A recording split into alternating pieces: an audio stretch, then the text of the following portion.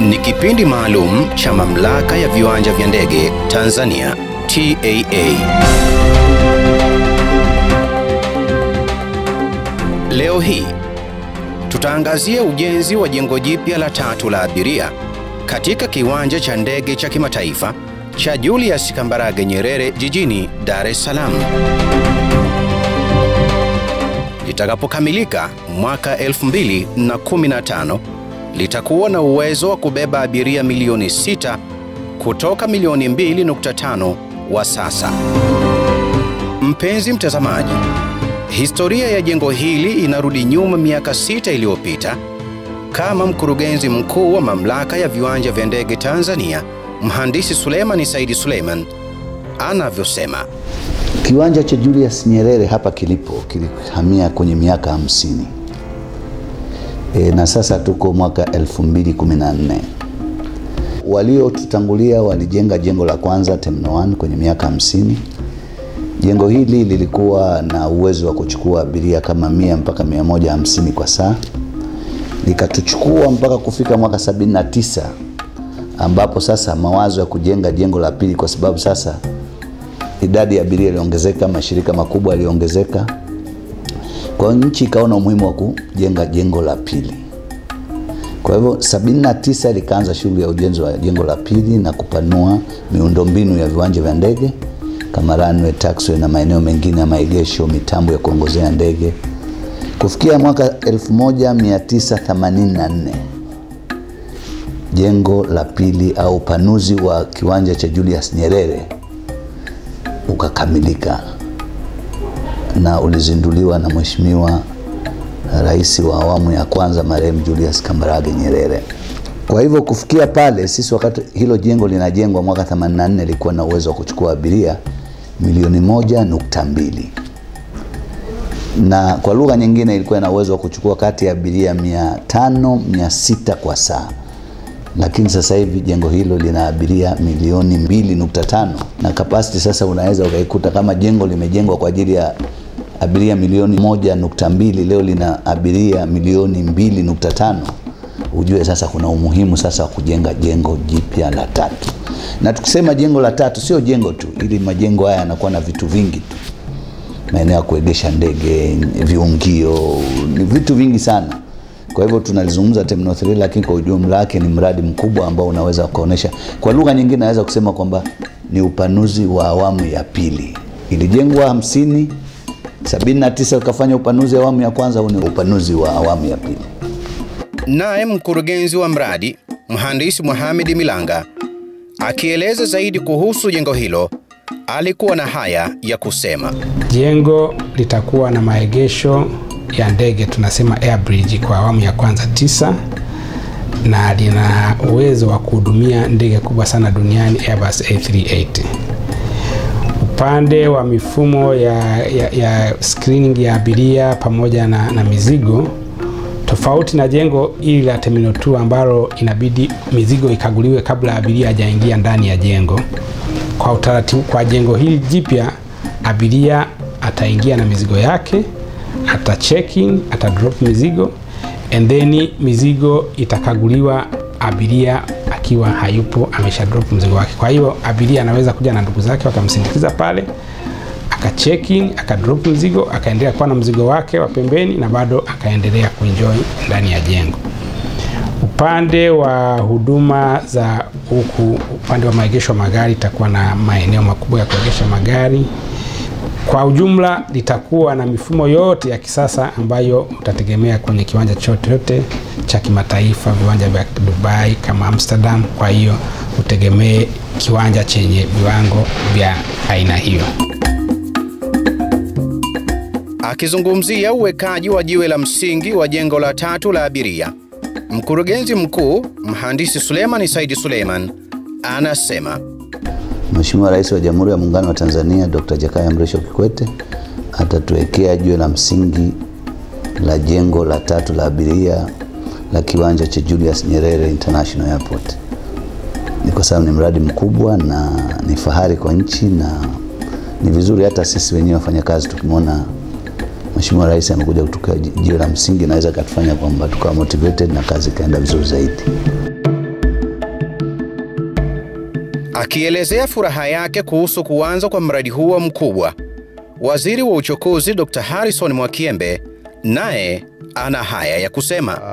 Kwa takribani ya miaka 5 hivi tumekuwa kama wizara tukikabiliwa na changamoto nyingi katika kuanzisha ujenzi, utekelezaji wa mradi huu. Sababu zilikuwa nyingi.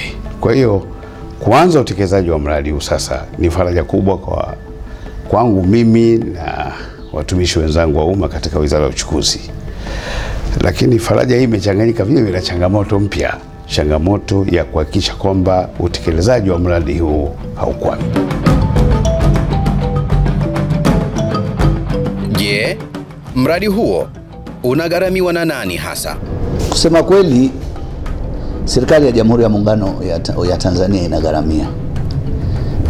Kwa maana kwamba miradi hii ambayo inaonekana kwamba inaweza ikavutia wafanya biashara, hawa wanaitwa development partners, mara nyingi huwa hawapendi kuingia, wanataka private sector ingie. Lakini utakuta kwamba mradi huu serikali ya Tanzania imekopa fedha kutoka mabenki mbalimbali ikiwemo CRDB ya Tanzania ambayo imechangia 15% ya mradi, na mabenki kama HSBC kwa udhamini wa makampuni ya Atradius ya Netherlands. Ndio utaratibu ambao umetumika ambao unaitwa ECA, Export Credit Facility au Export Credit Agency. Lakini kwa ujumla wake ni serikali ya Tanzania itakopa, na ni sisi mamlaka viwanja vya ndege ndio ambao tunasimamia pamoja na kuona kwamba hilo deni linalipwa. Mpenzi mtazamaji, jengo hilo litakapokamilika litakuwa la aina yake katika ukanda wa Afrika Mashariki. Je, lina vitu gani hasa ndani yake? Upande kwa mfano wa usalama, tutakuwa na access control. Badala ya kuzuia watu wanaoingia kwenye kiwanja maeneo yaliyozuiwa kwa kadi peke yake, tutakuwa na mifumo ambayo ni automated, ambayo inaweza kumtambua mtu huyu aingie, huyu asiingie. Kiwanja upande wa huduma ndani ya jengo kitakuwa na lifti na escalator na ngazi za kawaida kila sehemu.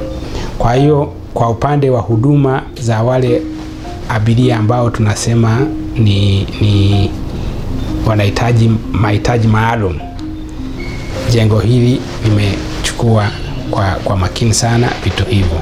Lakini pia upande wa security na customs na nini, facilities zilizoko kwenye jengo la 3 la abiria zitakuwa ni bora zaidi, ni za kisasa zaidi. Na kwa hiyo kwa mfano upande wa migration, kwa utaratibu ambao tunalionao sasa kwenye jengo la 2 la abiria ambako abiria anaweza kufika akatumia muda mrefu, mifumo iliyowekwa kwenye jengo la 3 itamwezesha abiria kukilia swala la immigration, hasa wale ambao wanapata visa on arrival kirahisi zaidi na kwa haraka zaidi, kwa sababu jengo lilivyokuwa tengenezwa limelenga kurahisisha ili abiria waweze kukilia mapema wanapokuwa ndani ya jengo. Upande wa huduma, kwa mfano maduka, mahoteli, restauranti, duty free shop, jengo hili litakuwa na huduma hizo kila sehemu, na kwa hiyo abiria wategemee kwamba watakuwa na choice, kwamba anaweza kwenda kwenye restaurant hii na sio hii na sio hii. Kwa hiyo kunakuwa na huduma zote. Lakini pia kwa ndani liko precious, ni la kisasa, lina facility zote, litakuwa na internet wireless, abiria wataweza kupata huduma ya mtandao bure wakiwa ndani ya jengo. Abiria wataweza kupata kwa mfano kwenye wale wanaosafiri business class, wataweza kuoga ndani ya jengo na huduma za namna hiyo. Kukamilika kwa jengo hili la 3 la abiria kunatarajiwa kutoa fursa kadhaa za kiuchumi, kama ambavyo mkurugenzi mkuu wa Mamlaka ya Viwanja vya Ndege Tanzania pamoja na mkurugenzi wa mradi wanavyoeleza. Fursa zipo wala zina matatizo, kwa sababu viwanja vya ndege vinaleta changamoto, vinaleta stimulation, vinasaidia kuibua, kwa lugha nzuri, kuibua uchumi wa maeneo husika. kwa maana kwamba hata wakati wa mwaka 84 nilipofungua kiwanja cha ndege cha Julius Nyerere, maeneo ya Kipawa yalikuwa yamekuwa ni maeneo ambayo hayana mvuto wa aina yote, lakini baada ya kuongezeka na abiria na movement, kwa hivyo biashara zimeanza kuongezeka. Kwa hivyo fursa zipo, watu wanaweza wakaja wakajenga mahoteli, watajenga ma-shopping mall, maeneo yapo, tuko tayari kuwapa, ambao tunataka private sector ishiriki. Sisi wenyewe kama mamlaka ya viwanja vya ndege tutashughulika na ujenzi wa terminal na maeneo yanayohusu na viwanja vya ndege, mengine tutaiachilia private sector. Tunawakaribisha waje tu, tuna vitu vingi vya kuwavutia. Kwanza nitaziangalia faida za kiuchumi wakati wa ujenzi na wakati mradi utakapoanza kufanya kazi. Kwa mfano, wakati tunaendelea na ujenzi, mradi utaajiri watu kati ya 700 mpaka 1000 na tutafanya kazi masaa 24. Tutafanya usiku na mchana. Kwa hiyo Watanzania watapata ajira, lakini pia wale wanaokuja kuuza vitu ambavyo viko related na mradi, viwanda wataweza kuuza, kina Twiga Cement watauza na vitu vingine. Lakini pia mradi na pati ya wale watu ambao wako kwenye mradi ambao ni wageni watakaa kwenye mahoteli yetu, watatumia hela hapa. Kwa hiyo huo ni upande mmoja. Upande wa pili, mradi utakapokuwa umekamilika utatengeneza ajira. Mradi, jengo litakuwa na uwezo wa kuhudumia abiria milioni 6 kwa mwaka. Kwa hiyo kiuchumi utakuza sana kipato cha watu wa hapa, lakini pia kwa sababu ya kuwa na jengo kubwa, maana yake tutakuwa na ndege nyingi zinatua hapa, tutakuwa na watu wataweza kusafiri kirahisi zaidi. Jengo tulilonalo kwa sababu ya kuwa na nafasi ndogo inafanya baadhi ya mashirika ya ndege yanashindwa kuja kwa sababu nafasi hazitoshi.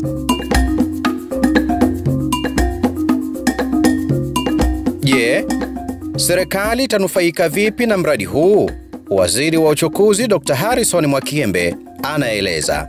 Tutafaidika sana kama serikali na kama nchi, kwa sababu kumekuwa na ongezeko kubwa sana la abiria, sio tu katika kiwanja cha Dar es Salaam, lakini vile vile viwanja vya ndege vya kimataifa cha Kilimanjaro na hata cha Zanzibar. Na bahati nzuri vyote vitatu viko katika mpango wa upanuzi, mpango wa uboreshaji. Kilimanjaro tunaanza hivi karibuni, kila kitu kimeandaliwa, na ndio hiyo sasa tuko hapa kiwanja Julius Nyerere Dar es Salaam. Zanzibar kiko katika upanuzi. Kwa takwimu za miaka 3 iliyopita tuna ongezeko la 15% ya abiria almost kila mwaka. Sasa hiyo ni ongezeko kubwa sana. Ukiangalia kiwanja chetu cha Mwalimu Julius Nyerere sasa hivi uwezo wake ni kuhudumia abiria milioni 1.2 kwa mwaka. Lakini kutokana na nchi yetu sasa hivi imekuwa kitovu kikubwa sio tu cha utalii pamoja na biashara. Sasa hivi tunahudumia abiria milioni 2.5 kwa mwaka, pamoja na kwamba uwezo ni milioni 1.2.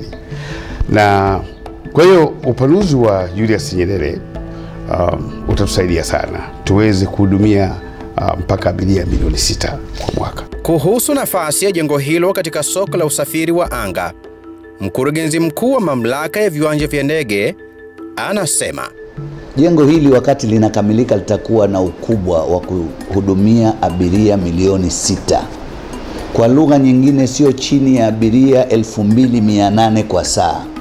Kwenye kiwango cha sasa ambao una 500 mpaka 600, 400, 600, leo una 2800, manake kwamba tayari umetoa fursa kwa mashirika sasa kujisikia. Kwa sababu airline nao wanataka wafike, abiria wao wapokelewe, wakae maeneo mazuri.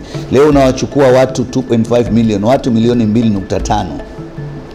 Unawaweka kwenye jengo la abiria ambalo na uwezo wa kuchukua abiria milioni 1.2.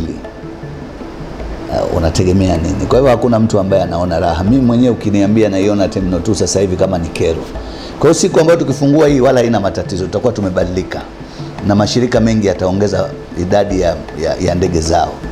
Lakini vile vile ukitizama kwenye kama swali lako linavyosema kwenye East Africa, tutakuwa tumejiposition vizuri tu. Nadhani tunaweza tukawa, kwa sababu ni high tech. Na kwa sababu wenzetu wametangulia, Zanzibar wameanza, Uganda wamefanya improvements na Nairobi, sisi tumekuja ahead of them, tulionekana tumechelewa, wenyewe wasema haikuwa just in time, lakini haina matatizo. Sisi nadhani tutakuwa na kitu ambacho cha kujivunia zaidi, hasa ukilinganisha na input ambayo tumezipata kutoka kwa hao wenzetu. Kwa hiyo mimi naamini kwamba sisi tutakuwa tuko juu ya wote hao. Mpenzi mtazamaji, kumbuka jengo hilo jipya linatarajiwa kuisaidia mamlaka kuondokana na kero mbalimbali ambayo abiria wanaipata kwa sasa. Bila shaka kama leo unachukua abiria unawaweka pahali ambapo palitakiwa 1.2 milioni wakae abiria milioni 1.2, leo naweka 2.5, hakuna mtu anayeweza kupenda. Kwa hivyo experience inatuonesha kwamba mtu akiondoka Dar es Salaam siku ya pili kumwambia urudi asema no, kwa kiwanja kile mimi bwana. Kwa hivyo athari ilikuwepo. Tungekuwa na jengo hili mapema, na kwa kweli tuliliplan hili jengo sio jana na juzi. Hili jengo tulianza kuliplani mwaka 2008. Lakini sasa unajua michakato sasa. Tutalipata kwenye 2014.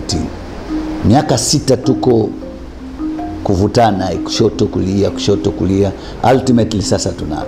Kwa hivyo definitely kama tuliona 2008 tungelipata mapema tungekuwa wazuri zaidi, lakini fine, tumepoteza, lakini tuko vizuri na tutaendelea kukaa vizuri tu, wala ina matatizo.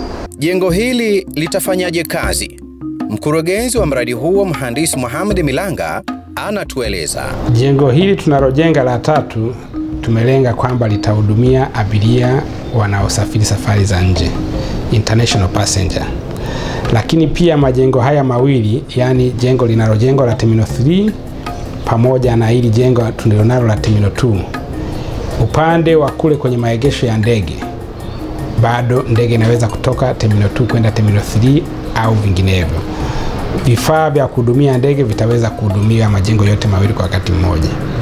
Upande wa tunasema land side ambako ni kwa nje huku, majengo haya yatakuwa yamekuwa connected na sehemu ya kutembea kwa miguu ambayo ni tunaita covered walkway. Kwa hiyo abiria wataweza kumove kutoka Terminal 3 kwenda Terminal 2 wakiweza kushop, wakiwa na sehemu ambayo hawezi kunyeshewa mvua, na wakipata huduma zote wanapotembea kutoka kwenye hayo majengo. Upande wa parking za magari, majengo haya pia yataunganishwa. Kwa hiyo magari yataweza kutembea kutoka Terminal 2 kwenda Terminal 3 ndani humo ya kiwanja cha ndege.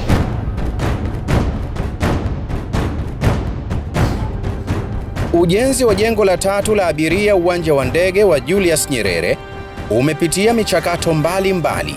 Je, hali ilikuwaje? Unajua, wakati tunataka kujenga jengo la Terminal 3 kulikuwa na mawazo mengi na tofauti. Hatukujua ni mfumo gani tutaenda nao. Dunia ilikumbwa na mambo mengi, kwa maana ya kwamba je, tuende kwenye PPP ambayo huko sasa itakutoa uende BOT, wengine wakaja na concept za special purpose vehicles. Kwa hivyo nadhani concept ilikuwa haijaeleweka. Wengine wakasema tuende kwenye EPC contract, wengine tuende kwenye conventional. Ziko hizi models nyingi ambazo kwenye zilikuwa zinatumika. Kwa hivyo inaonekana kwamba bado wataalam na mifumo ilionyesha kwamba bado inatupa matatizo. Lakini ultimately tulipofika 2011 maamuzi yakafanyika kwamba bwana, Terminal 3 EPC, tukaanza shughuli. Basi kutoka hapo 2011, 2012, 2013 vibali nini, procurement na nini vyote vikakamilika. Then kutoka hapo sasa tukasaini mkataba na kuendelea na kazi. Kwa hiyo kipindi cha 2008 mpaka 11 ilikuwa ni tunatafuta ni mode gani tuende. Tulipofika 2011 tukaamua sasa mode ni hii, tukaenda nayo na ndio ambayo imetufikisha huko. Mpenzi mtazamaji, moja kati ya vitu ambavyo mamlaka inajivunia katika ujenzi wa jengo hili ni mkandarasi mwenye sifa. Je, mkandarasi huyo ni nani na anatoka wapi na ana uzoefu gani hasa? Kampuni inatoka Uholanzi, inaitwa BAM International. BAM ni kampuni kubwa tu, wala sio ya kuitilia mashaka. Sisi kitu ambacho ndio maana uliponiuliza swali nyinyi mnajiwekaje ukilinganisha na majirani, mimi nasema hivi, hata Kenya, Zanzibar, Uganda Wanachokiogopa ni mkandarasi ambaye tulionaye kutokana na hadhi yake. Myself, I've been in the UAE, Abu Dhabi. I've worked in Botswana. I've worked in South Africa. I've worked in Zimbabwe. I've worked in Egypt. I've worked in Canada. I've worked in the UK. We also, some of the members of the team here were actually involved in the construction of the Harare International Airport in Zimbabwe. So we have also people who have airport experience and Africa experience. So many members of our team have worked all over the world and in many countries in Africa. Waziri wa Uchukuzi Dr. Harrison Mwakyembe akieleza zaidi kuhusu ulipaji fidia kwa wananchi alikuwa na haya ya kusema. Naitambua sana shauku ya wananchi kulipwa fidia zao na serikali. Lakini naomba wananchi waelewe kwamba tumeshalipa sehemu kubwa sana ya fidia hiyo. Tulianza na Kipawa ambapo serikali ilifidia kaya 1400 kwa shilingi bilioni ilikuwa bilioni 18. Halafu tukahamia Kigilagila ambako vile vile tuli fidia kaya 760 kwa shilingi bilioni 10.4, jumla kama shilingi bilioni 28.4. Kwa hiyo tumeanza kulipa, na kwa kweli tuna deni kubwa kwa wananchi ambao wamebaki. Lakini ningependa kuwafahamisha wananchi kwamba katika mwaka huu wa fedha unaoisha mwezi wa 7 tumetenga jumla shilingi bilioni 9 kwa ajili ya fidia yao. Ningependa tu niombe radhi wananchi wa Kipunguni kwa kuwacheleweshea malipo yao, lakini malipo haya ni makubwa, ni ya mabilioni ya pesa. Tumekuwa basi tukinyang'anyana kila budget kuweza kupanga kutenga kiasi fulani. Lakini sio hivyo tu, hata kwa mwaka ujao wa fedha unaoanza mwezi wa 7 kuendelea tutapanga kiasi cha fedha ili kufidia nyongeza yoyote itakayotokea baada ya kuwalipa hiyo bilioni 9. Serikali yao inawajali na tunawahakikishia tutawalipa ndani ya mwaka huu, na mabaki yote yatakayobaki tutayakamilisha katika mwaka ujao wa fedha.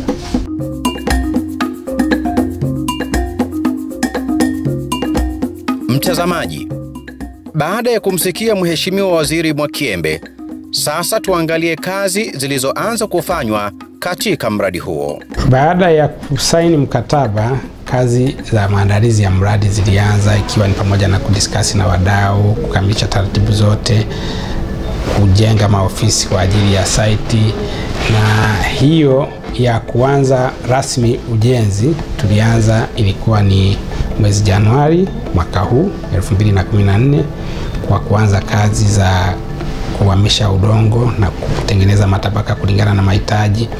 Tayari tumeshajenga mtambo wa kuchanganya zege, concrete batching plant. Tayari tumekamilisha maabara.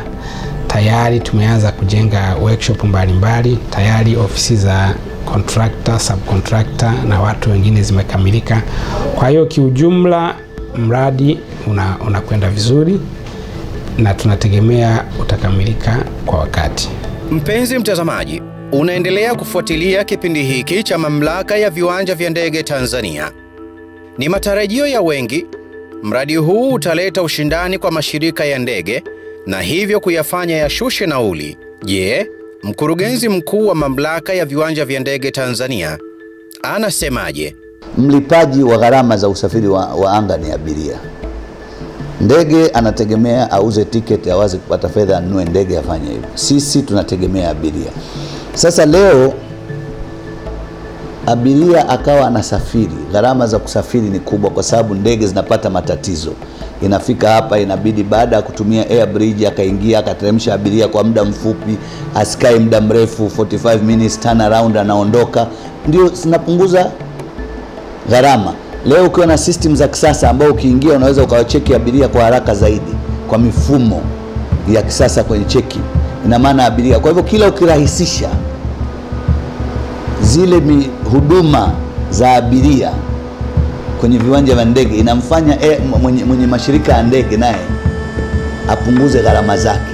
Kwa hivyo kama ingeweza kutumia saa 1:30 kupakia ndege na kuondoka na akaweza kuondoka kwa nusu saa, hiyo tayari amesema. Kwa hivyo yeye akipunguza gharama, kwa sababu mimi namsaidia kuweza kuwa na mifumo ambayo yanarahisisha, maana yake kwamba bei za tiketi zitashuka, na zikishuka abiria wengi watasafiri.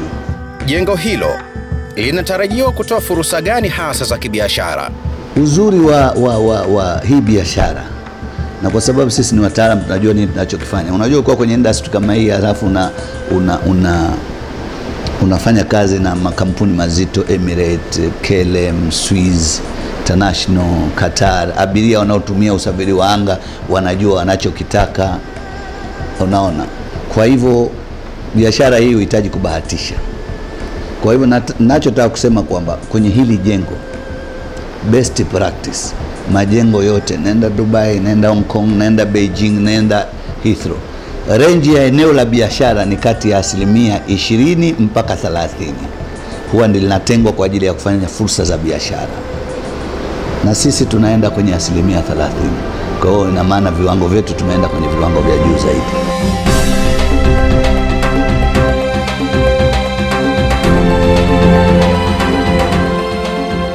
Baada ya kuona fursa zitokanazo na jengo hilo jipya, nini matarajio ya mamlaka? Mkurugenzi mkuu wa Mamlaka ya Viwanja vya Ndege Tanzania anatueleza.